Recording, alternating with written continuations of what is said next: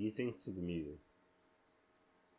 We sit there staring at each other, constantly turning but facing one another. Like two sides of a coin, like we were almost adjoined. Then I go to open my mouth, and it's your voice that comes out, all blooming and bold, all ancient and old. Like a forgotten forest full of trees, your voice, wild, flows through me. And while the words are still my own, you've shown you hold dominion. This is your throne.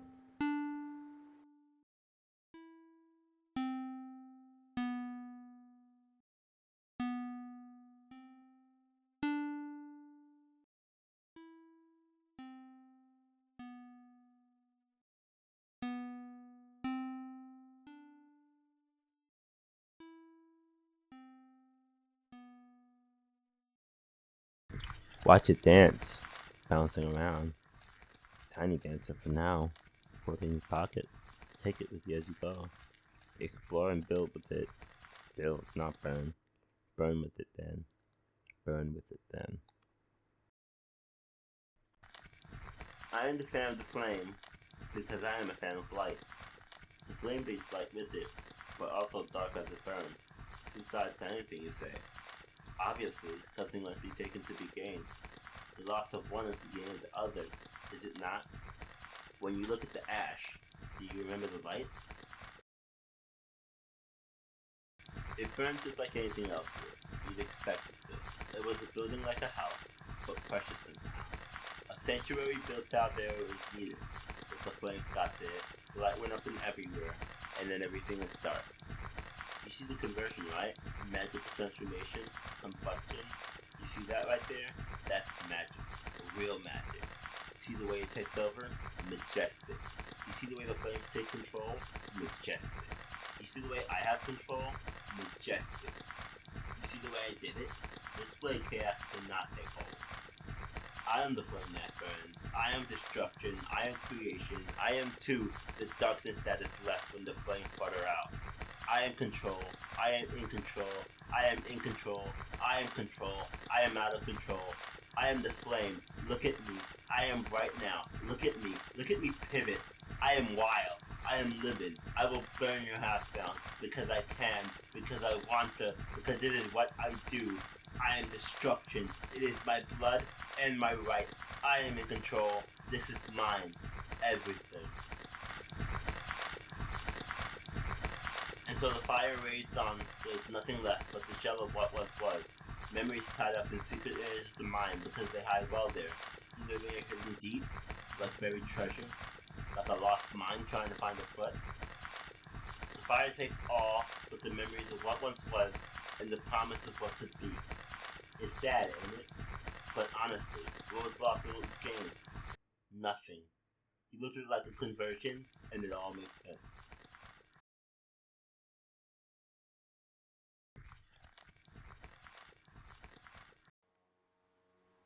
All right. Welcome back. Welcome back. Welcome back. Welcome back. Welcome back. Welcome. That's a song from a commercial, probably. I'm pretty sure it's from a commercial at some point.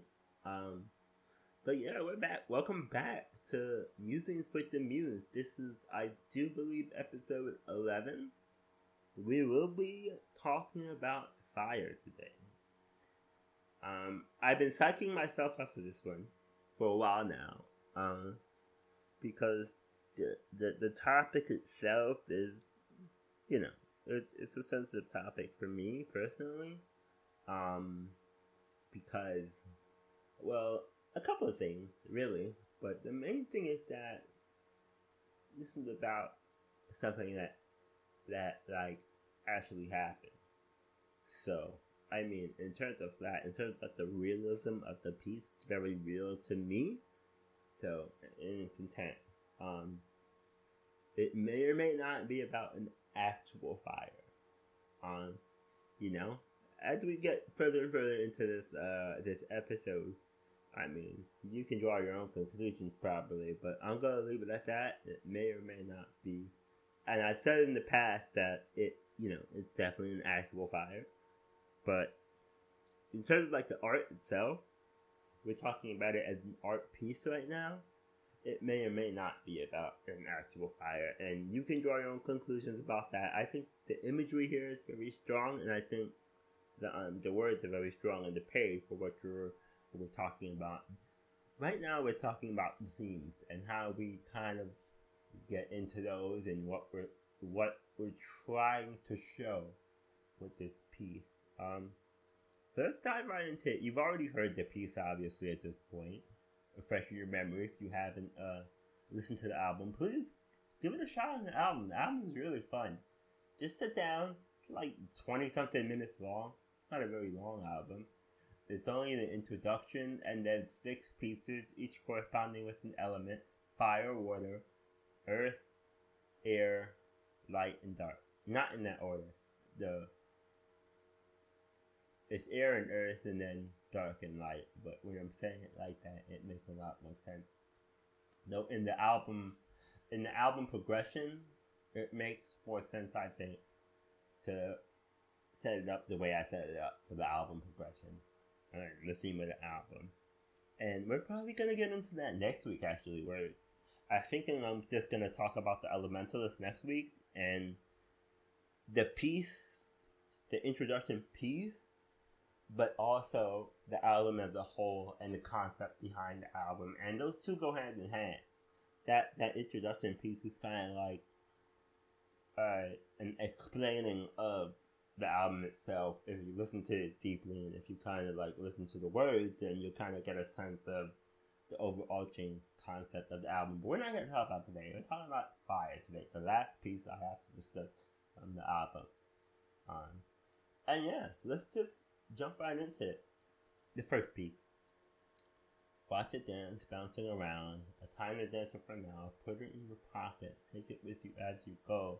Explore and build with it. Build, not burn. Burn with it then. Burn with it then. So, I think the escalation here is what's important. Overall, the piece is kind of like watching a little flame burn brighter and brighter and brighter. And I tried to realize that with the sound underneath, like that background sound gets louder and louder as the piece goes on. It's definitely like an escalation of the intensity of the words on the page, but also definitely the flame itself. If you want to consider that it's a flame and then it turns into fire later on. So the first part is basically like we're just trying to talk about a little flame and the potential of fire to be helpful in some way. We're talking about it, explore and build with it, you know. You're talking about, watch it dance, bouncing around. It's kind of like friendly, kind of fun. A tiny dancer for now, like it's like a little thing, maybe on a match at this point. A tiny dancer for now, put it in your pocket. So maybe we're talking about a lighter where you can pull it out and pull it back out again. But the overarching theme behind this part is that it's a little flame and it has potential to be good or bad right now. Still, I would say at this point, it still has the potential to be anything. And the explore and build with it part is kind of like taking it back to like when people maybe discovered fire for the first time. It was definitely probably an element, like once people could control fire, right? That's a big point in human history. Because you cook your food, and cooked food is generally seen as healthier than food that you don't cook. And I think from that point, if we're taking it back that far, when I say explore and build it, I think we're talking about like basically like ancient times. So if we're talking about taking it back that far, we're talking about the idea that fire is helpful. You can use it to cook. You can use it to destroy things in the sense that you can control where it is and what's going on with that destruction as well. But that's more for a later point. Once you have control over fire, you can do things with it. A tiny grains of vanilla, put it in your pocket, explore and build with it. Build, not burn. Burn with it then. Burn with. So those are warnings for sure, right? Those last 4 lines are warnings, basically. Explore and build with it. Build, not burn. Burn with it then. We're definitely putting out a warning. And the warning is thematic in the sense that it's an escalating fire. So it starts small, and then the next piece is more intense, and then the last piece is obviously the most intense. But really what it comes down to is that first piece is basically talking about, a baby flame, and you have control over it at this point in time still. Excuse me. And then the next part is an escalation in terms of the words we use, like how many words per line, but also it gets more intense as well in this next piece. We're saying, I am the fan of flame because I am the fan of light. The flame brings light with it, but also dark as it burns. Two sides to anything you say. Obviously, something must be taken to be gained. The loss of one is the gain of the other. So that whole first part is talking about, basically we're talking about of what flame can do. Not necessarily what it does do, but what it can do. It can burn and it can bring light. It burns and it brings light as well. So it brings light, which is definitely a very big use of fire, Generally speaking, you use fire as a source of light. Mostly, if you're not cooking with it, it's probably a source of light, like a candle. Especially if we're talking about, back in the day or before we had electric light, then all light, generally speaking, all sources of light were fire. Like if you had a controlled light, it was fire before electricity. Like there was no real practical source of light that wasn't fire based, I think, before electricity. You can quote me on that if you're some huge nerd who knows something that I don't know about history or what had happened beforehand.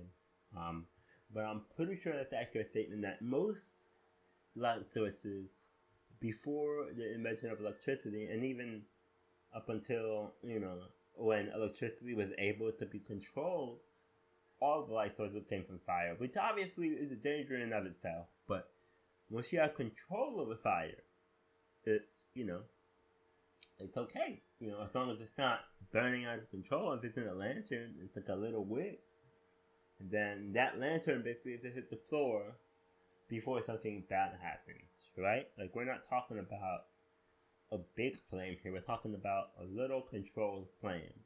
So when we're talking about light, we're talking about the generation of light through fire, and that makes it useful. That's a useful burning. So we're talking about.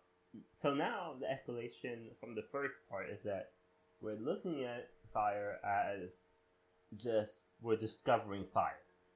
We're not using it yet. Now we're using it to create light in that second piece. That's a clear escalation, because then it's becoming more common in this sense that the fire is a thing that we have control over now. So we're saying, I am a fan of flame because I am the fan of light. Flame brings light with it, but dark as it burns. And the dark as it burns is basically considered like the ash, and what happens after the flame burns out. You go back to the dark, I guess you can say. But also, we're talking about ash, we're talking about the burnt pieces that are being used, the conversion of light, to dark, but also the conversion of the material of what it is that we're burning to the ashes it creates. So that obviously the conversion aspect is more seen at the end, but this is describing that conversion process. Basically, the flame brings light with it, but also dark as it burns. That's talking about the conversion of, well, light to dark, but also when things burn, it has to be, you know, converted into the energy source is being converted into light and also ash at the same time. So the two sides to anything you say, obviously something must be taken to be gained. That part is also talking about that conversion from light to dark. But also the conversion of nothing, where you start with nothing to the source of light to dark afterwards. So we're talking about burning things in two different aspects. We're talking about burning it as a source, from the source of the energy that's being burned to not being, so like let's say the source of fuel, right? If we're talking about a wick, then the wick has gasoline in it. The gasoline goes up into the wick, and then you light it on fire, and it constantly drains gasoline to keep that fire aflame. The wick sucks up the gasoline and keeps burning through that gasoline. But the gasoline is evaporating and it's turning into the fire, but also you have that wick as well, which is burning. And you also have the idea that light is being created, and after a while it's going to go to dark. There's a lot of conversion when you talk about fire, and it's obviously very chemical. It's very like science. There's a lot of science and nature behind that. I'm gonna take a sip of tea right now. It's turmeric tea that a guest left behind. Um, and it's really good. It's good. It kind of it. I like it. I did not know. The I think it has like memory effects on your memory supposedly, and there's probably some other health effects that I'm not privy to at the moment. But I just like it. It tastes good to me. I have a weird palate though, like I said. So as I've said time and time again, I'm a sommelier. So the palate's definitely a bit weird and very interesting. And something I've explored on a couple of occasions myself. But I digress. So that last line is basically the very, very key of the conversion. And it says, when you look at the ash, do you remember the light?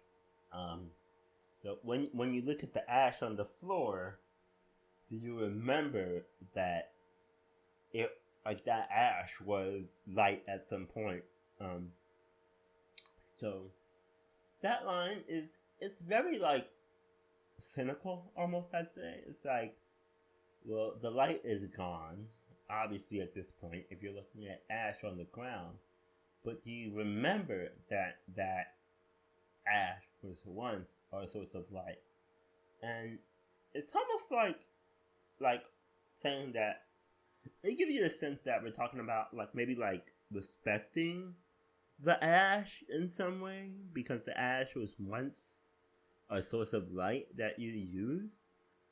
And that conversion is interesting because, like I said, we're not really talking about the conversion of dark to light. We're talking about the conversion of a source of energy to light, and then a source of light to ash. So that's the conversion we're talking about. We're not necessarily talking about dark to light because that doesn't make any sense in terms of a fire, right? We're talking about a fire. A fire burns and creates a light, and that conversion is so we're not. It may seem like it's related to the dark and light at the end of the album. We're talking about the big concept of dark and the big concept of light, but we're not. We're talking about the conversion of an energy source, whether it be um, a wick or some other thing that can burn. Wood, campfire, you got coals in there. Well, coals are kind of weird. Coal kind of looks like ash, even though it's definitely not. It's a compressed carbon that is compressed very much over the earth, and it's not burned yet. It's not used yet till it's literal ash. You know what I mean? Like when it's like you burn carbon, but you're burning that coal. Um, it looks like ash, but it's not ash yet. It's not ash till you burn it. And then it's really ashy. You know what I mean? Like that's the true ash is when you burn coal or when you burn wood, and then that pile left over, that's ash. Um, so yeah, when you look at the ash, do you remember the light? It's almost like kind of like taunting you, right? It's kind of like, hey, what do you remember? And that is crucial to the theme of the poem. Is that like when we talking about um like ash and light, one thing like I said, the light and dark pieces, which I've already talked about on the podcast, obviously. So if you have been listening to the podcast before this episode, you kind of get a sense that light and dark, this is not the same light and dark we're talking about. We're talking about the conversion of energy to fire, and then the fire to the ashes of the thing that has been burnt. It's a chemical conversion more so than um, like a big concept of light and a big concept of dark. So um, let's move on. And like I said, the escalation is more apparent when you look at the words I'm using, but we'll talk about that obviously in the second part of the podcast. Now let's get into this big monolith of the peak. You know what I mean? So this overall, we're definitely setting a scene of what it is we're talking about. If we are talking about a building or a house in this case, then this is where you kind of get the sense of that. Uh, and when I say about the escalation is big because we're starting with a little flame, then we're analyzing the idea of what a flame is and that progression of fuel source to fire to ash, basically. And now we're talking about an actual scene where I'm trying to paint a picture of something actually like a house burning. So it weren't just like anything else where you'd expect it to. It was a building like a house, but precious somehow. A sanctuary built out there it was needed, but the flames got to it. Light went up and everywhere, and then everywhere went dark. You see the conversion, right? So that idea of the conversion comes back, right? Like I told you before, it's about the fuel source to the flame to the ash. That's basically the big theme of the poem is that things burn and then there's a conversion and um, something is gained and something is lost. Alright? You gain the fire, but you lose the fuel. And then you gain the ash, but you lose the fire. That is the conversion I'm talking about. So it goes on to say, you see the conversion, right? Magical transformation, combustion. You see that right there? That's magic, real magic. Um, so that is thematically we're talking about like the magical transformation is combustion. So the idea that like, and we're going back to like that first piece, like when I'm talking about the discovery of fire, where if you didn't know what it was the first time you're seeing fire, you're like, what is that, right? Like, I can imagine that, people back in the day, fire was literally magic to them. I mean, and what is magic but a kind of like a source of something that you don't understand.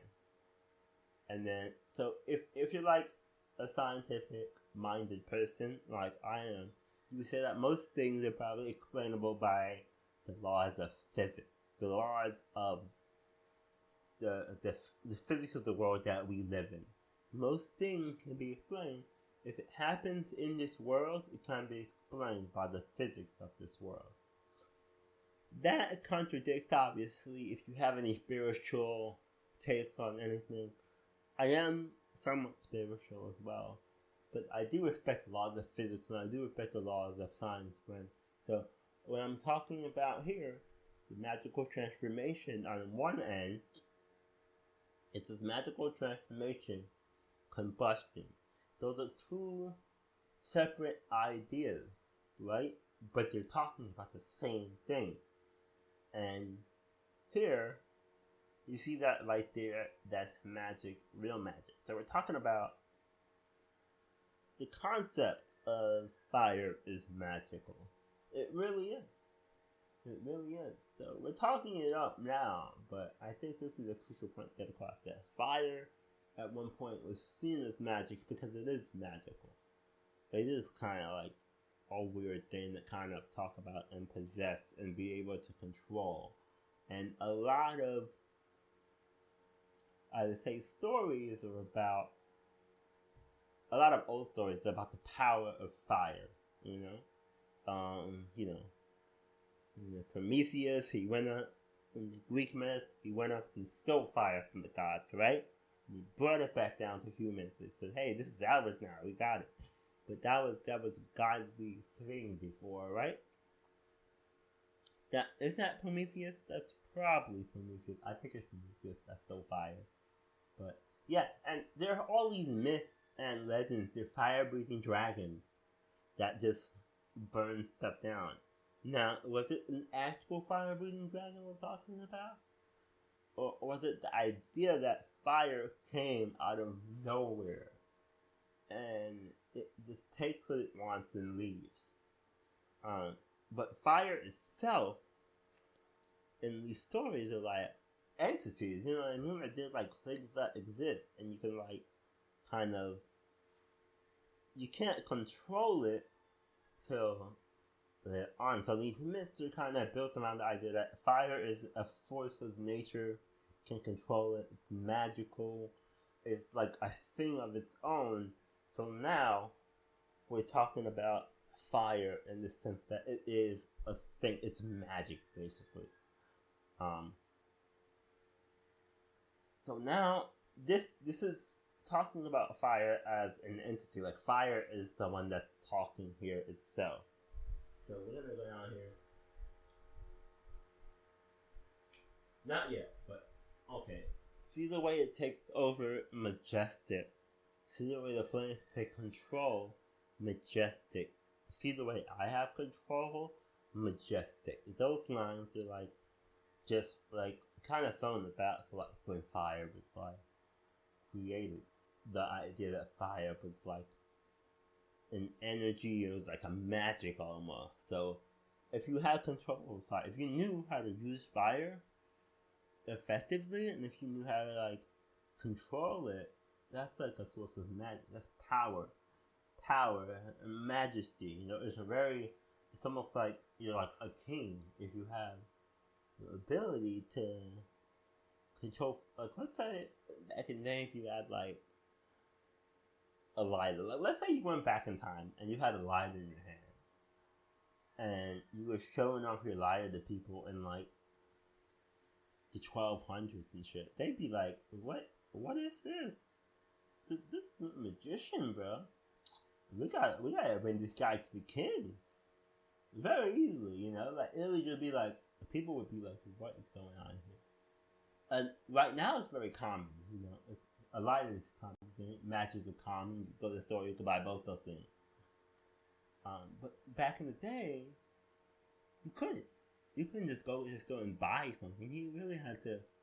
Well, before people kind of had a sense of what it was. This is like ancient time. We're talking about like ancient prehistoric times. We've had control over fire since prehistoric times. I think one of the bases of why humanity survived as long as we did was, as long as we've had survived, we're still alive somehow, is because we changed fire at a very, very early on point. So we were able to cook our own food, which, adds a lot to the food, but mostly makes it safer to eat from bacteria and germs that would come with it, especially when you're talking about like meat. Because meat, if you don't eat it, if you don't cook it, it can harbor diseases. So cooking meat makes it safer to eat. Especially more so nowadays, because you got a lot of people in between you and your food, so you definitely wanna not like go out and eat raw meat nowadays. But maybe it was a bit safer back in ancient times, when you're literally out there, you're hunting, and you're just eating it because you could do that. But also, it tastes better when it's cooked too. So I mean, take that with a grain of salt, right? If what it is, just the idea that you should be cooking your food, I meant take it with a grain of salt. That's advice. You should cook your food, by the way. That's me giving you advice. That's why I said take it with a grain of salt. You don't have to take my advice, but you might want to take it with a grain of salt. And also, add some salt to your food sometimes. I know it's not a big deal all the time, but you should just really sprinkle some salt and pepper. At the very least, some salt, some pepper, maybe a little paprika. If we're talking about like a steak, salt, pepper, paprika, some garlic. If we're doing like a dry, you can do like a dry rub, so we're gonna do some garlic powder in that too. If we're doing ribs, throw some brown sugar in that bitch. Anyway, that's another level. Listen, don't worry about the brown sugar shit. Don't worry about that. If you're not ready for that, don't worry about it. Don't ruin your food with no brown sugar. Especially if you're talking about ribs. Don't do it. You're not ready for it. If you're not ready for it, don't do it yet. Okay. So there's the escalation, right? We're talking about, at one point we're talking about, see the way it takes over, majestic. See the way the flames take control, majestic. See the way I have control, majestic. You see the way I did it, this way chaos cannot take hold. I am the flame that burns. I am destruction. I am creation. So now, if we're talking about a person or an entity controlling the flame, then that person becomes the flame. And now we're talking about the flame as an entity, but also as the person is controlling, because those two things become one and the same in this point. Because, as it goes on to say, flame takes everything. Fire takes everything. It does. It really does. It really. Once something is on fire, it takes everything. It becomes everything. And that's one of the things about fire, is that it's scary because left unchecked and on if you don't put it out, it will just keep going till there's no more fuel left. If we're talking about a building, the whole building will burn before the flames go out. If it's like a forest, the whole forest will burn before the flames go out. That's why forest fires are so scary, because they don't stop on their own. If you let it burn out, it's gonna burn everything in the vicinity. It just keeps going. It keeps going until there's nothing else to burn. And I think that idea of that's where I kind of get the idea that the entity, becomes the flame at that point, because it takes everything. It takes you. If you're standing in a fire, whether you started it or not, it makes no difference to the fire, right? You're gonna burn just like everything else in that fire. So you see the way I did it. This way chaos cannot take hold. I am the flame that burns. I am destruction. I am creation. Those lines are talking about the idea that fire the destruction and creation part is going back to that conversion aspect of it. Like, we're talking about creation and destruction and creation, destruction being something burning, but also the creation of acts, the chemical creation of what happens after something combusts, after something burns. We're talking about that conversion again. I am destruction, I am creation. We're both those things at the same time somehow. I am to the darkness that is left when the flames sputter out. I am control, I am in control, I am in control, I am control, I am out of control. That is literally talking about what happens with a fire. At some point, you have control of it. If it burns too long, you lose control over it. You don't have control after a while. You know? Fire spreads and it burns and it's uncontrollable. At the end of the day, you don't have control. Whether you think you have control for a little while, after a while, if you keep letting it burn, you will get to the point where you figure out you don't have control. That's what we're talking about right there. These next couple of lines are fun. I am the flame, look at me, I am bright now, look at me, pivot. I am wild, I am livid, I can burn your house down because I can, because I want to, because it's what I do. And we're basically talking about an uncontrollable thing. Fire is uncontrollable. It really is.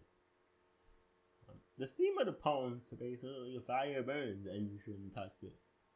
You shouldn't mess with it because it will burn. That's what it does. This art does is burn, right? If you want to get very simple with it, then that's what we're talking about. The whole thing is just about the idea that fire is something scary, is something to be feared, and it's a very strong element. In terms of like what it can do and what it does, it's very strong. It's a very scary thing for some people. So this is the end. This is the calm down of it. I am destruction is my blood and my right. I am control. I am in control. This is my everything. So we're going back to I am in control again because the fire is in control. We've lost. So if there was something controlling the fire at that point in time, I am control, I am control, I am in control, I am control, I am out of control. Then we get back to it right now because I am destruction, it is my blood and my right. Then we're talking about the idea that fire itself is in control. Like we've lost control of. If there was somebody in that fire, they are part of the fire now. They are burning now. This is my everything. And that is talking about the consumption of everything in the vicinity of the fire. So now we've kind of gone past the point where we're burning. Everything's done at this point. Like I said, I am destruction. It's my blood and my right to take everything. This is what I do. You know what I mean? I am in control. This is mine. Everything. So everything is gone. And there's like a pause in like if you're listening to the reading, there's like a pause where it's just when you're listening to the track on the album, listening to the song, it's like a pause where it's just the flames are kind of going in your headset. You know, it's kind of just going by itself, and then we get to the last couple of lines. And so the fire raged on until there was nothing left but the shell of what once was, memories tied up in the secret areas of the mind because they hide while there. You know they are hidden deep like buried treasure, like a lost mind trying to find a foot. That is that part is very personal. That part is like an afterthought of the fire. An afterthought. So this after everything kind of left the ashes. We're looking at the ruin now, and the fire takes all, but the memories of what once was, and the promise of what could be, And that is part of that fire conversion, right?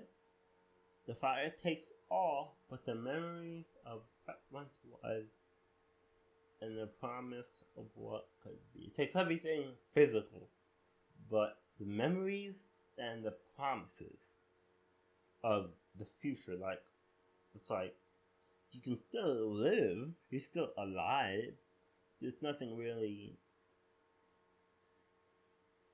taken in this sense, because you got the memories and you got the promise of what could be. You can still build after this, right? It's sad, ain't it? But honestly, what was lost and what was gained? Nothing. You look at it like conversion and it all makes sense. That brings us past the conversion aspect of it, where this is somebody definitely looking back at the past and maybe trying to rationalize stuff in their head about what happened with the fire. The fire takes all but the memories of what once was and the promise of what can be. The idea that things, we still have memories of the good times, possibly, and we still have the promise of the future, right? It's sad, ain't it? But honestly, what was lost and what was gained? Nothing. This is this is the big part about the poem. When you have a fire, it's about a conversion.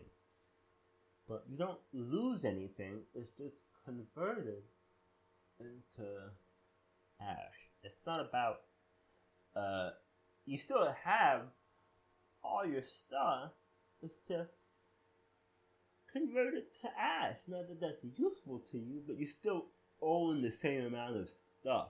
It's just burned. This is definitely like someone trying to justify what it is that happened in a fire of some sort. Look at it like a conversion and it all makes sense. So, but honestly, what was lost and what was gained? Nothing. You look at it like a conversion. So that part is definitely like a rationalization of a fire, of this whole thing. Like the whole story happens basically. There's a fire, and then we're looking at the end. We're maybe picking through the ash and the bubble, and we're saying nothing was really lost and gained. It's just a conversion, right? We're just trying to talk ourselves into it being just a conversion more so than an actual fire. So, and that is the whole thing. We're at the end of this part of the piece right now. Right? At the end of this part of the episode right now, where we talk about the themes of the piece. We've talked about the overarching, the escalation of the fire, and then the calm down of it. Somebody's looking at a flame at the first part and saying, "Hey, this is a fire." They may be looking like a lighter, right, or a match. They're looking at it and saying, "This is the fire. This is the fire is." And then in the next part, they're analyzing what will happen when something is lit on fire.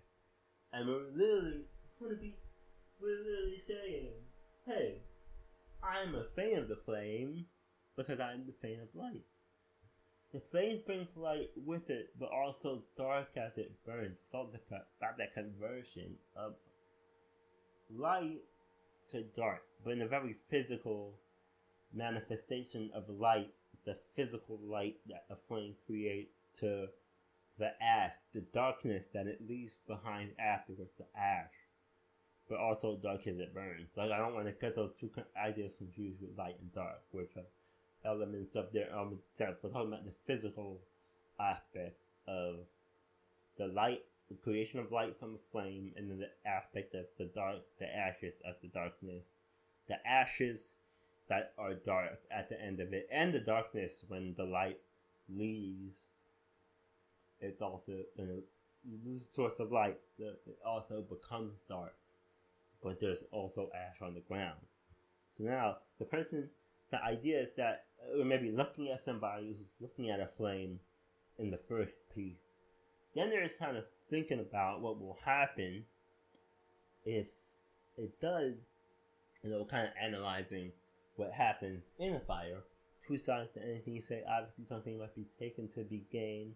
The loss of one is the gain of the other, is it not? So we're talking about that conversion aspect of like when you light something on fire, what happens, and then in the next piece, obviously, we're talking about something that actually burned down. So maybe we're talking about somebody playing with fire.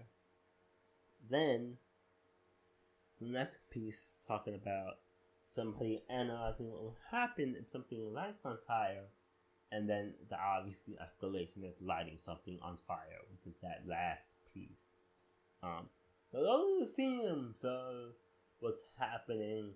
Kind of like broke it down. It's a story, so you kind of have to go through line by line and kind of explain what we're doing thematically. And now next part is gonna be more about the technical aspect of the writing and how I showed off those themes. I think with the words and individual kind of choices I made in this piece to kind of bring that to light, if you will. Right? That was a good one. That was a good pun. Come on, you gotta give me some credit where credit is due. I think that was a good pun. Bring it to life, if you will. Right?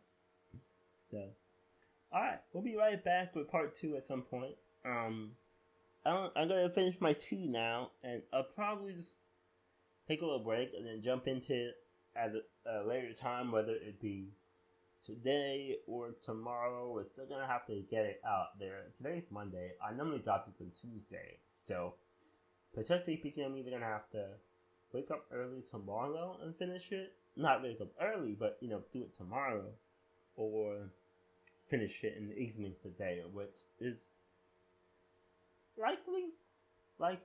I might just do it today. I usually wait for the next day. Like that's probably like starting it on Sunday, because Sunday I start it.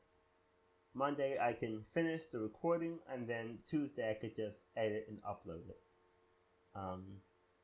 So that's kind of nice if I run it like that. But today, it's already Monday. I want to drop it on Tuesday, so I either have to record it the rest of it today or finish it tomorrow morning and then edit it and then drop the episode, which does take a lot of time. I play everything back to record it to a video, basically. So, yeah, that's it for part 1. I'm gonna try to do part 2 today. I'm really gonna try it, but if it doesn't happen, it doesn't happen. That's out of my control now. I mean, it's completely in my control, but also it's kind of not in my control. Anyway, let me get out of here. I'll see y'all in just a bit. Bye, y'all.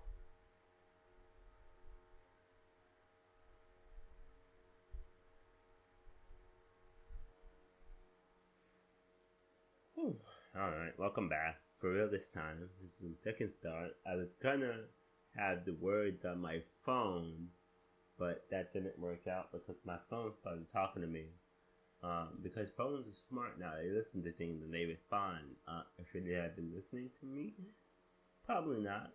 But it was, because I was holding it, and I guess it thought it was talking to it. But I wasn't. That's annoying. So I'm gonna continue doing what I've been doing this whole time, which is bring it up on my computer. I was trying to maybe be fancy with it or whatever, but that wasn't a good idea. Clearly, fancy is never a good idea. It seems like anymore. Let's get right into it.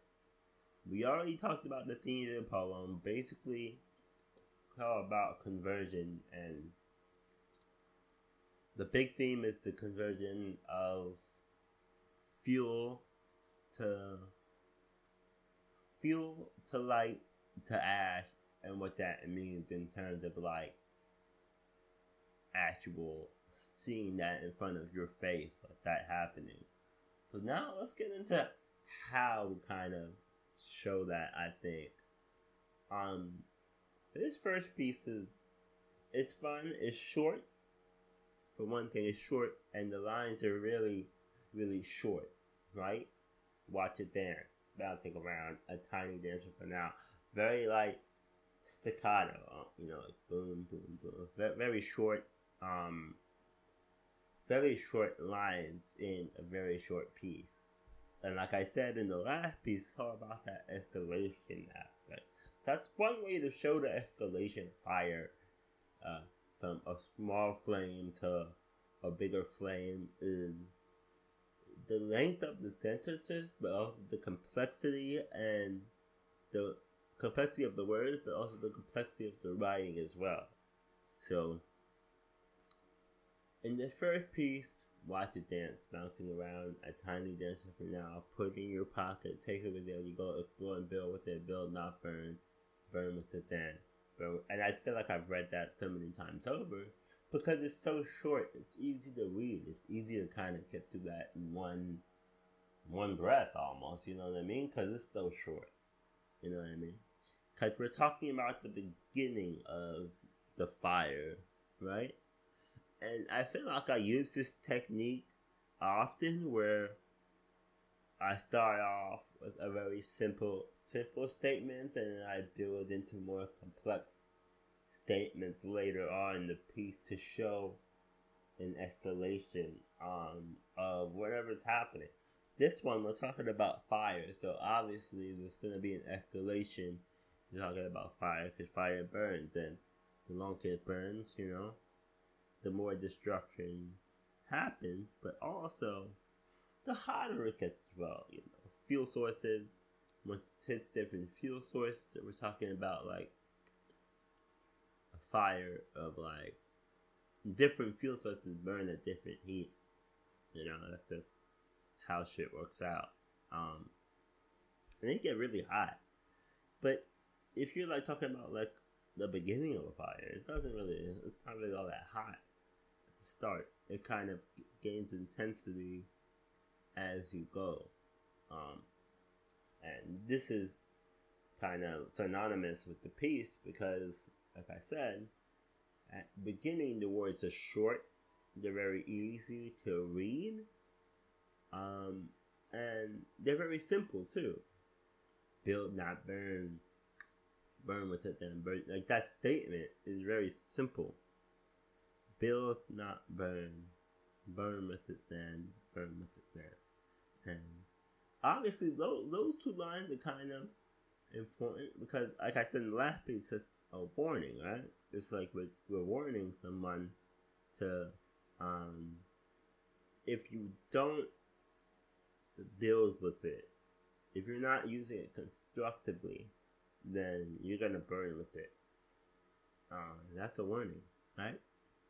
Um, and and that kind of plays into the escalation of the piece as well, right? Because we're talking about something burning. So if we're warning someone, if this is a warning, you say, then it's gonna go on with that warning. This warning is gonna be fulfilled. I mean, not it's gonna be fulfilled. I guess no, it makes sense. The warning is gonna be fulfilled over the course of the piece itself. Because we're telling, like I said, this is a story that we're telling, right? So if there's a warning up front, that probably means that as it goes along, we're gonna be talking about that as like um a heads up. Hey, burn with it, then burn with it. Then if we're telling you, hey, you're gonna burn with it. More so than anything else. So yeah. So now we're talking about the second part of this piece where it goes, I am a fan of flame because I am a fan of light. So we're trying to very much to kind of talk about the elements here more so than the fire. So it starts off when we're talking about that conversion, like I said, the flame. This part is definitely going to be a different type of experience when we talk about I'm the flame because I'm the fan of light. I'm a fan of flame because I'm a fan of light, because we're literally talking about the elements in this one more so than the flame itself. We're going broader with it now. We're stretching out. We're expanding what we're talking about because we bring light into it. And then it goes on to further say the flame brings with it light with it, but also dark as it burns. So you see that kind of like that contrast from light to dark, but also it sets up that conversion that I talk about later on, where like the point about the conversion is, like I said, it's important to the overall meaning of the story and the piece itself, but also it's just an interesting concept I think to kind of talk about. Two sides to anything you say, obviously something must be taken to be gained.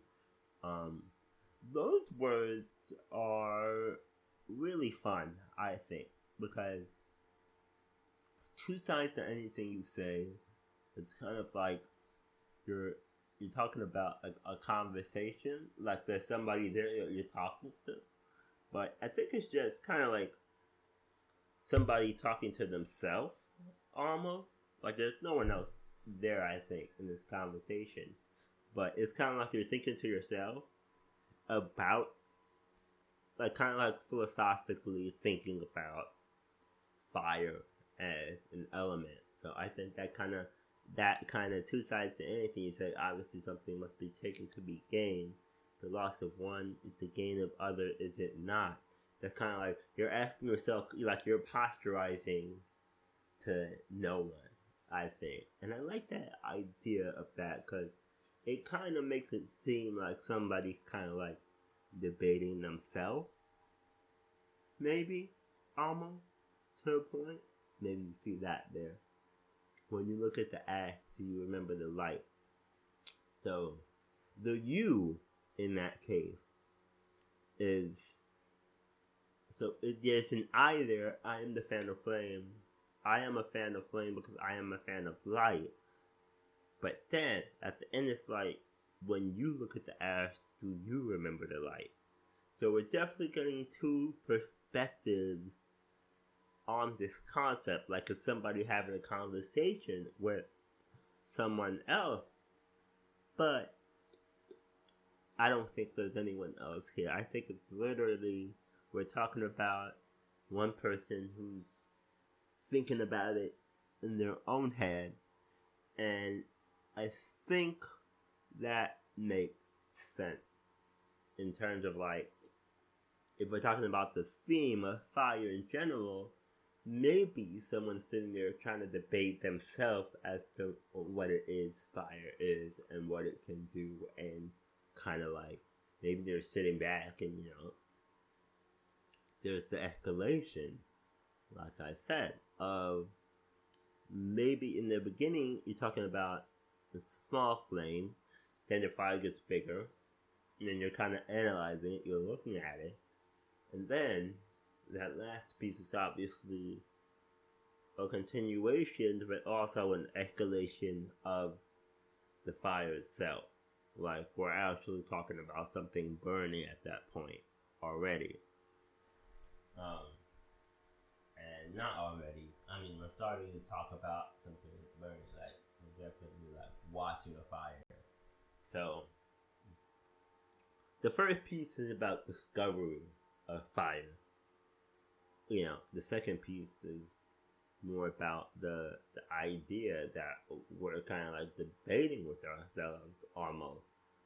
Two sides to anything you say. Obviously, something that they taken to be. So, like, the two sides to anything you say aspect of it with light and dark, it might give you a sense of good and evil as well, right? And like I said, this light and this dark is not related to light and dark later on. And I think this light and dark is more tied to good and evil, more so than the last two pieces where I told you that light is about exposure to and being in the light and being able to be seen and the beacon and all that stuff. And dark is about literally the element of dark being in the dark. But I think in this piece, you can maybe get the sense that light and dark, especially when we're talking about fire, we're talking about the destruction that fire brings about. You can talk about this one and maybe see it as a light and dark and a battle of light and dark, more so than in the last two pieces where we're talking about the element like the elements of light and the elements of dark. Now we're definitely a bit more metaphorical in this poem than we are later on, where we're talking about the physical aspect. And we're allowed to be metaphorical in this one too, because the big upfront idea is fire, and light and dark are elements of the fire itself. It's not about um, light and dark. So the light is representative, in this case, of good more so, and the dark. But like I say, we're talking about two sides to anything, right? There are two sides to the situation. One is light, the other one's dark, and that conversion of light to dark is the progress of combustion, almost. And like I said, this one is kind of like this piece is there's a lot there, um, and like there's a lot of interesting takes you can maybe make about it. Obviously, something must be taken to be gained. The loss of one is the gain of the other, is it not? Those lines very much kind of give you the sense that this is somebody debating themselves, almost maybe starting to justify something that happened later on, perhaps. And if we're talking about the fire, then maybe trying to justify the fire here. Obviously, something must be taken to be gained. The loss of one is the gain of the other, is it not? When you look at the ash, you remember the light. So that's interesting because the light is like a positive. Like the creation of light is generally not necessarily a positive thing because you can do bad things in the light, but the creation of light in the dark means that you can see. That's generally like a positive idea, like a positive concept that now you can see, right? You can see now. Before you couldn't see in the dark, so now you light a flame and now you can see. And that's generally a positive thing. Now when you're talking about when you look at the ash, do you remember light? That line seems to stand out in like it's its own little paragraph. It's the second paragraph of it. It's like literally like one line by itself, and that line is almost like somebody else kind of stepping in, like an oversight, because it's kind of contrary to what we're talking about in the first piece, the first part of that, where the loss of one is the gain of the other, is it not? So obviously something might be taken to begin. The loss of one is the gain of the other. This is not. Kind of almost gives you a sense that there's no loss in the fire. It's just a conversion. You're not losing anything. It's all still there. And I think I talk about this in the first half of the episode. It's not really something that you lose necessarily. It's just in a different form. It's all burned up, but the stuff is still there. It's all the same stuff. It's just converted into ash and converted into, you know, different elements. That makes sense. So this one is definitely like, I feel like we're definitely maybe watching somebody trying to justify to themselves what's happening around them, or maybe something that they're going to do. That's, you know, maybe that's what it is. If you want to be, you know, kind of like, what's the word I'm looking for? I don't know what that word is. I should find that word. It'll pop up eventually. I'm good with words, if you couldn't tell. I'm good with finding the right word for the situation usually. But sometimes it takes a bit, which is why sometimes I write and like I write it all in one sitting and I'm like, wow, this is beautiful. I'm done. But sometimes I gotta go back and take a break and find the word and change the word around and oh, that's an even better word for what I want to say there. Interesting, you know.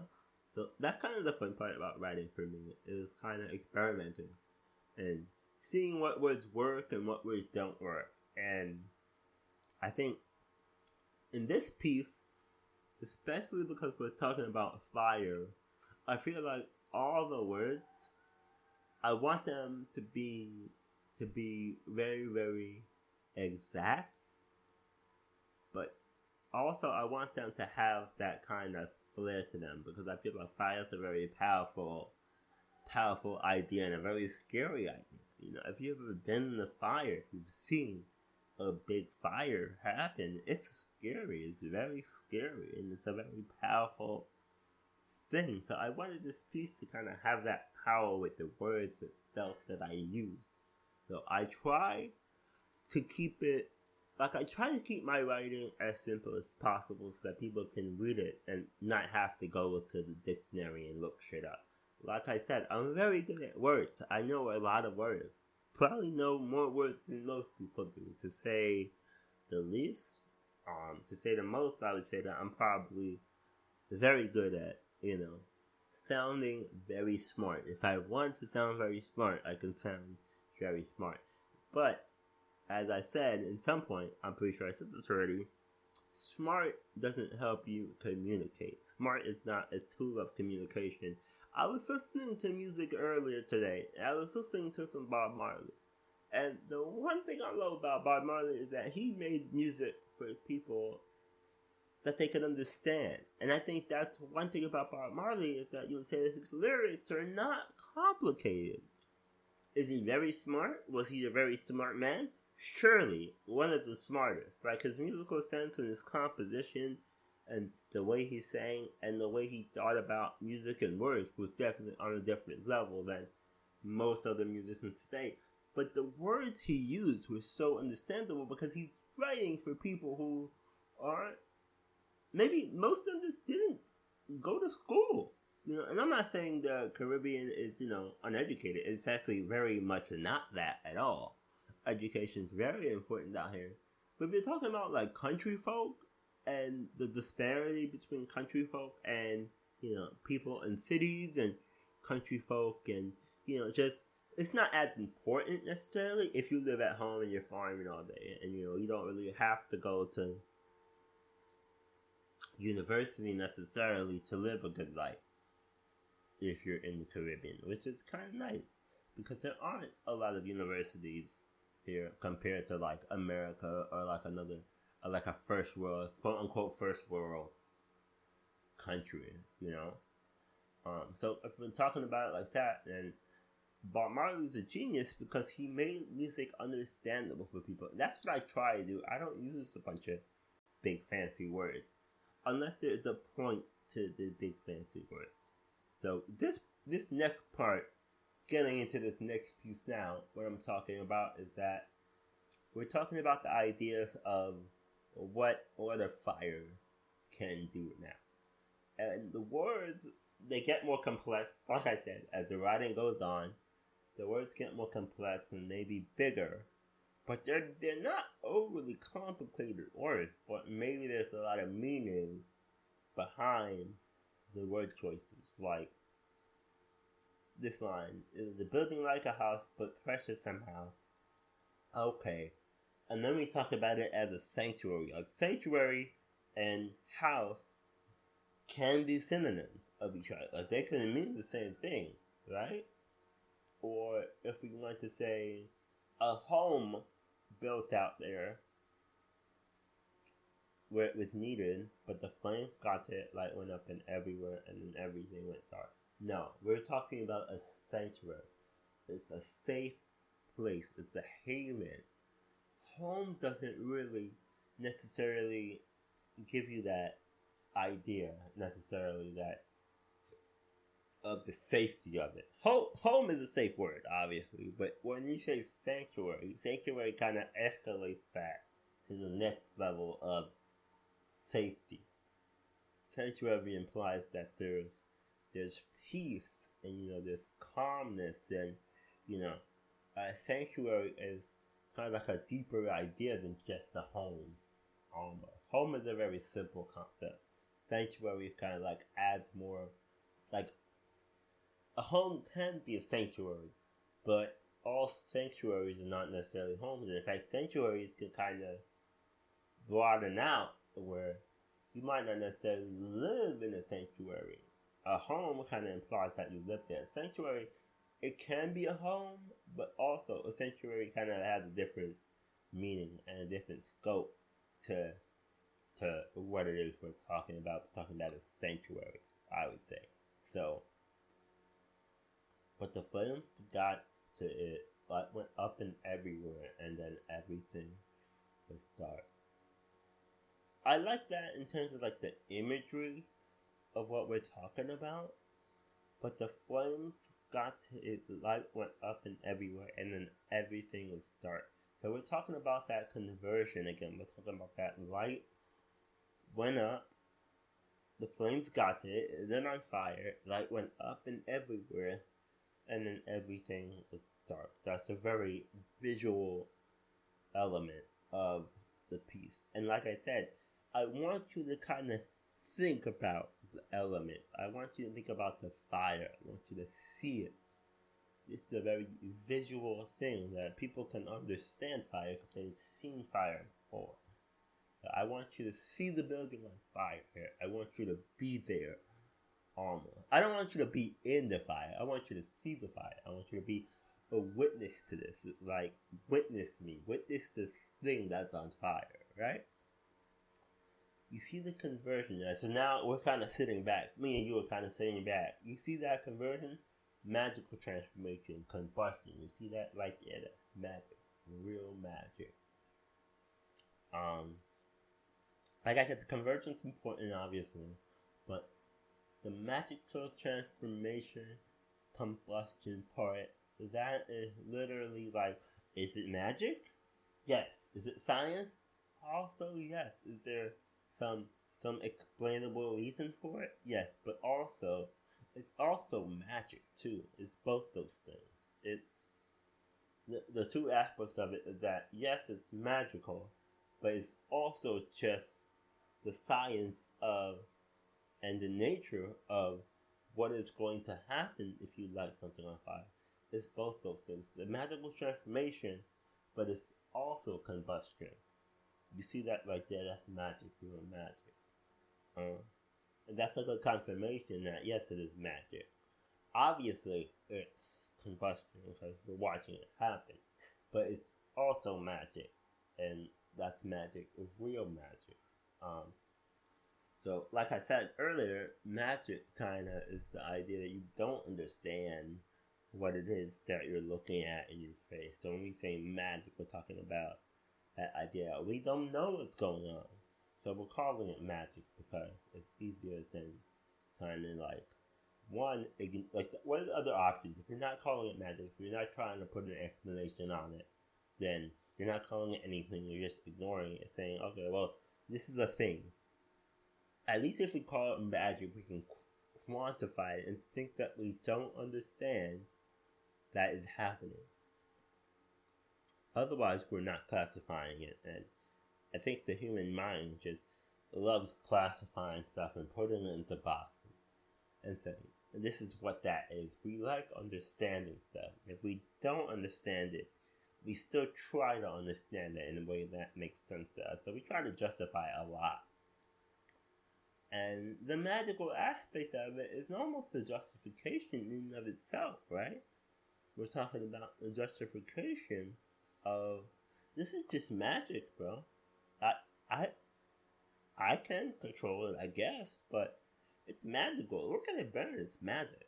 You know, if that makes sense. And I think that you kind of see that more so later on when we're talking about um,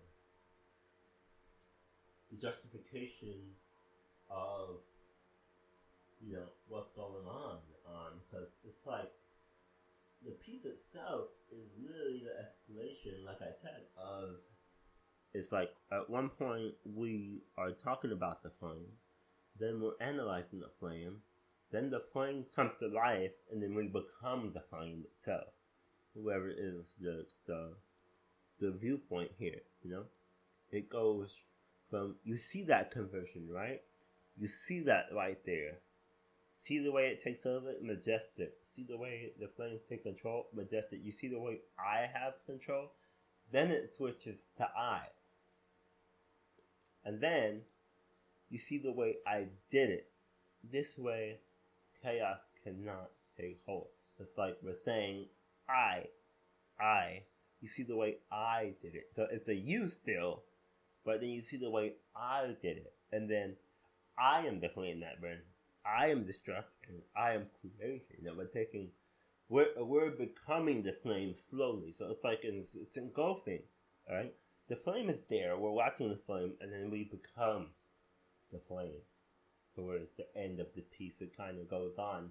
It's like, I am the flame that burns. I am destruction. I am creation. I am to the darkness that's left, and the flame further out. So you become I. You becomes I. I am the flame at that point, at the end of it. And then the flame burns.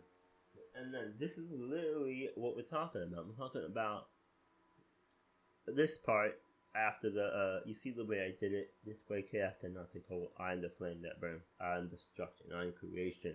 I am too in the darkness that is left when the flame burns out. Then I am control. I am in control. I am in control. I am control. I am out of control. So it's like we're kind of like talking to ourselves.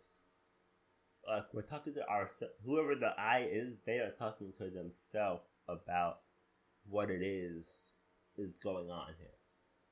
I am control. I am in control. I am in control. I am control. I am out of control. Then the flame loses control. And then it says, I am the flame. Look at me. I am right now. Look at me. Look at me pivot. Look at me kind of fly around. Look at me do all this stuff. Look at me. Look at me. Look at me. Look at me. Look at me. Look at me. I want attention. I demand your attention. And you can't not look at a burning building.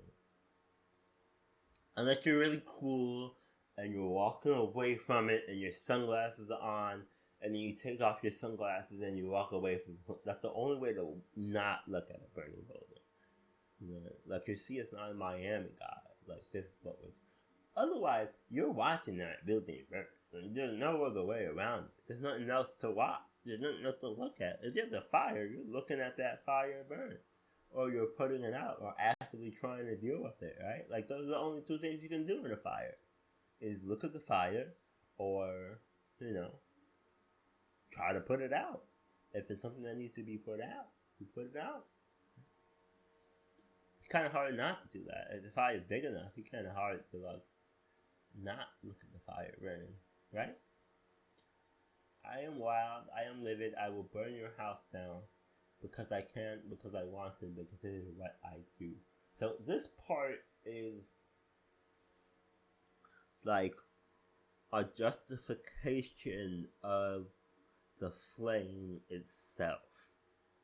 So if we're saying I have become the flame, then this is the flame trying to justify its own existence. Because I can, because I want to, because it's what I do. This is literally what fire does. It burns. It burns. It's literally what it does. It burns. If you light something on fire, it's gonna burn. Don't be surprised. I am wild. I am livid. I will burn your house down because I can, because I want to, because it is what I do. I am destruction. It is my blood and my right. I am in control. This is mine. Everything. So that's literally the fire taking everything. But we go back to the I am control. I am in control. I am in control. I am control. I am out of control. So if we're talking about the escalation of a flame, then there's the point where if we're talking about, let's just say hypothetically we were talking about a person losing control. I am control. I am control. I am literally the physical embodiment of control. I am in control. I am in control. I am control. I am out of control. So then that part is the end of it. That's the part where the person ends. I am out of control. We're out of control. If we were a person before that, then we're definitely not a person anymore, because the next line is I am the flame now. I am literally the flame. I am out of control. And then the next line, the next thing that's said is I am the flame now. So we've definitely gone through everything. And then it goes, I am destructing this my blood and my right. I am in control, but I am the flame in this case. So I have kind of surpassed everything that I was before. I am the flame now, and the flame is in control again. And this is mine. This is the flame talking everything. So, like I said, the fire takes everything, literally, till it's not there anymore. So then we kind of wind down, right? And it's kind of like a break in, like if you're listening to it instead of reading it, it's like a big long break right here, which is important because it's like a spacing where we're kind of just listening to the flames crackle for a bit, like it's just burning in the background, and then the voiceover comes up.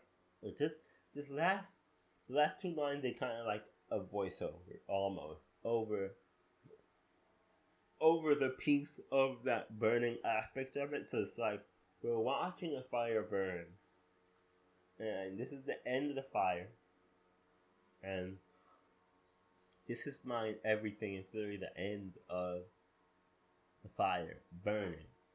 And then the next two lines are kind of almost like a voiceover. Like if it were like a video, like if it was like a visual aspect to this, it would basically almost be like you can like just print those words on the screen almost after this very dramatic flare up of the fire. I am in control. This is mine. Everything. And then like the last two sections, the last three, stanzas, if you will, it was kind of like a voiceover almost. And so the fire raged on until there was nothing left but the shell of what was, memories tied up in secret areas of the mind, because they hide well there. That's a really long sentence, and like I said, the longer the piece goes on, the more complex it goes, because we're talking about the exclamation of a fire. So these lines are very long. Just that line is very long, and there's a lot in that line. And so the fire raged on until there was nothing left but the shell of what once was. This is definitely not the same viewpoint of the person earlier who's looking at it like a conversion, right? This is somebody else's viewpoint. Like somebody else is kind of looking at the aftermath, and there was nothing left but the shell of what once was. So now this is somebody else, I would say, looking at the fire, because we already said the first person is looking at the fire as a conversion from the start of it. This person is kind of looking at it at the end of the fire and at the end of the piece. Now this is somebody else's viewpoint, you can say, because so the fire raged on until there was nothing left but the shell of what once was, memories tied up in secret areas of the mind, because they hide well there. They're hidden deep, like buried treasure, like a lost mine trying to find it. But that line is literally like we're talking about an explosion of sorts. Like buried treasure is kind of like a positive thing, till you figure out that the buried treasure is a mine, right? Like technically speaking, a mine is a buried treasure, just like it could be a chest of gold, or sometimes it's a mine and you're finding it with your foot, right? Like that is a very visual kind of thing. Like buried treasure, for one thing, which would be good, or like a lost mind trying to find a foot, would bring you back to the reality of the situation that we're talking about a fire here. There is no good here. At least to this person. And then we move on. The fire takes all but the memories of what once was and the promise of what could be. So now we're kind of like the wheels are turning in our head now. We're trying to like maybe move past the aspect of everything's gone. But the memories are still there and the future is still there too. So now we're kind of working, we're slowly trying to work past what had happened, right? The memories are there and the promise of what could be the future is also there. The in between and the present is lost to us. The in between of the past and the past is still there. The memories are there. The promise of what could be is still there. But the in between, what's in between those, the present, is lost to us. It's sad, ain't it? But honestly, what was lost is what was gained.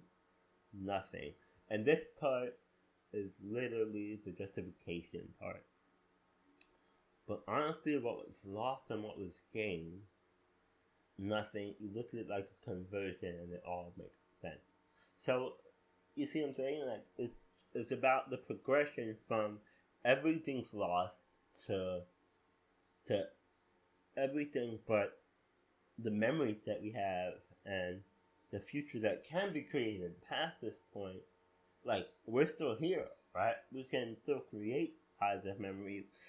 And then we kind of looking at what happened as, like, if there was a fire, and we're looking at the fire and saying, you know what? Nothing's really lost. It's just converted from one thing to the next thing. It's all still there. It's just conversion. That's the justification aspect of it. So, in terms of like, there's definitely a viewpoint here where, okay, let's start from the beginning now. It burned just like anything else would you'd expect it to. It was a building like a house, but precious somehow. A sanctuary built out there was needed, but the flames got to it. Light went up and everywhere, and then everything went dark. That part is written like that last part almost. So if you were to take that last part and kind of like take out all the stuff in between the first stanza and the last three pieces, that's the whole story right there. And the flames got to it, light went up and everywhere, and then everything went dark. And so the fire raged on until there was nothing left but the shadow. You see what I'm saying?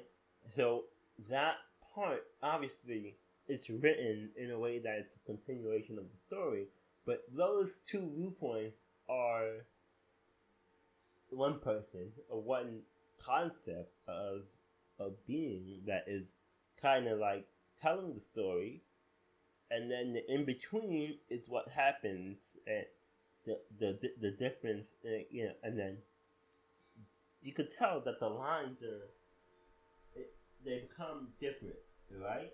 They're written differently. You see that conversion, right? Magical transformation, combustion. You see that right there? That's magic. Remind the lines get short again. They kind of shorten up again, like before. But then it burns just like anything else would you'd expect it to. It was a building like a house, but precious somehow. Those lines are very complex written lines, and I said that's a different viewpoint than the ones that come after it. And then we get to that end again, and we're literally going back to that same kind of writing style until the fire raged on until there was nothing left but the shell of what once was. So it's definitely like two different viewpoints so that are comparatively both watching the same scene and trying to kind of figure out what's going on, like I said.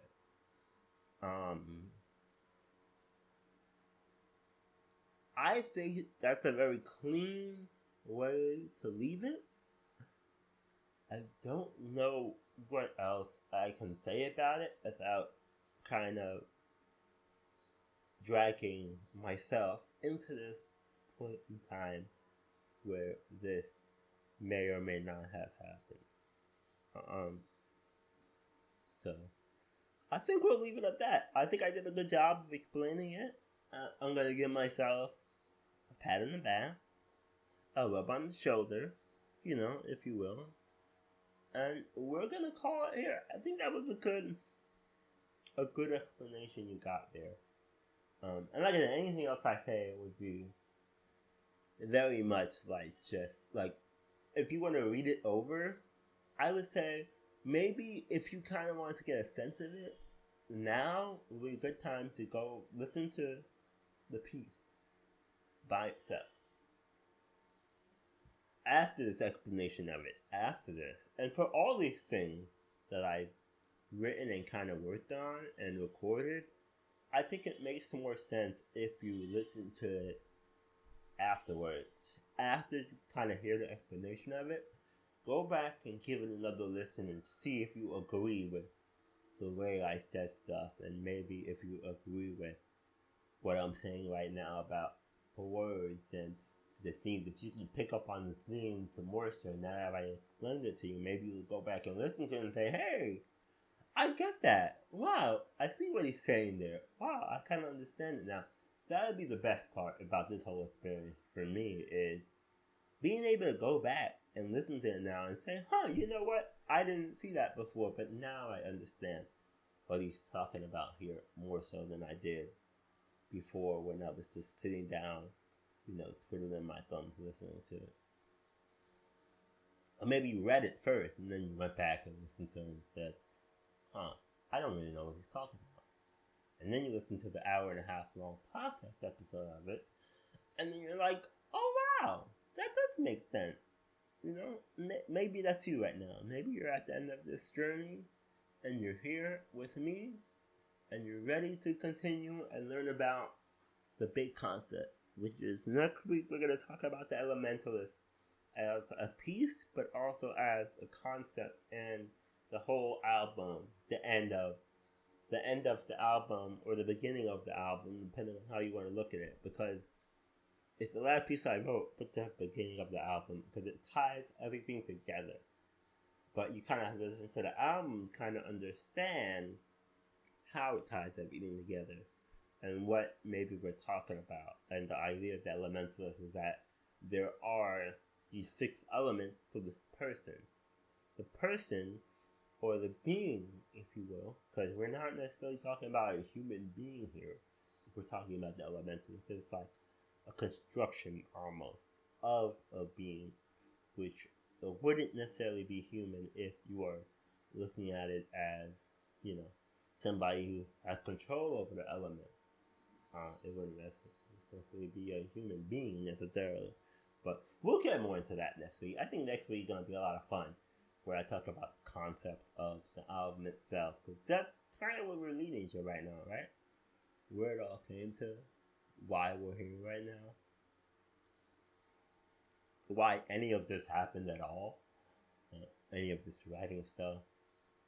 Um, you know, it kind of happened. Like I said, the project.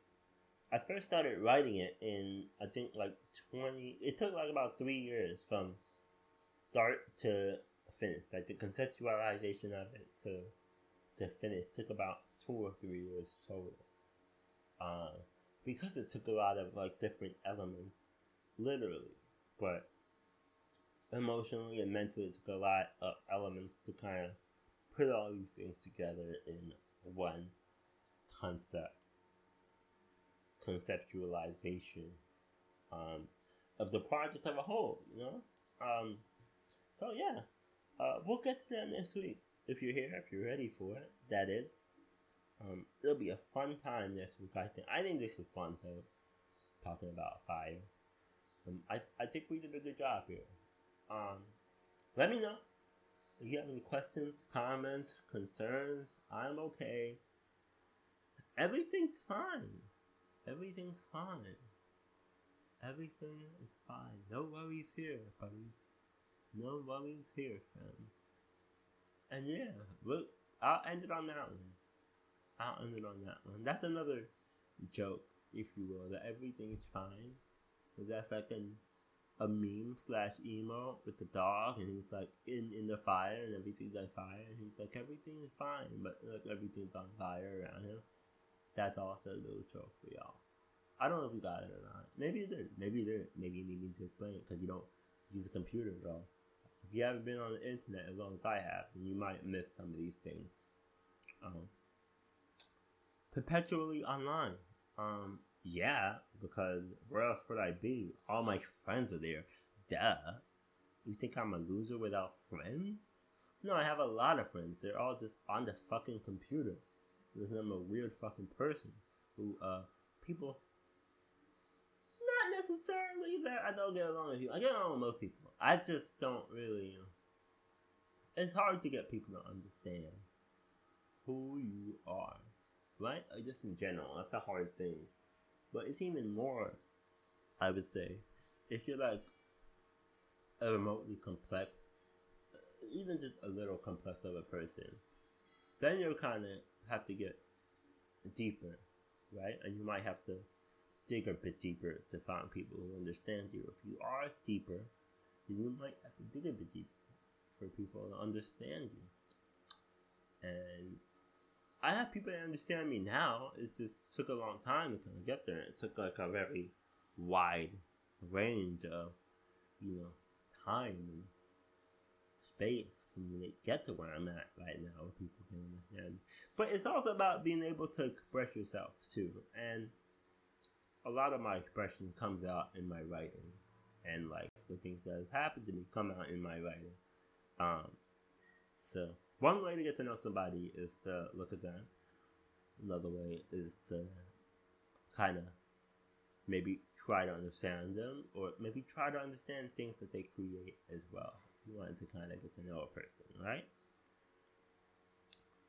And with that, I think we're done here. It's a good time, a good episode, I think, and hopefully you kind of get a sense of what I'm talking about here. And yeah, thank y'all for hanging out today. Love y'all. Bye.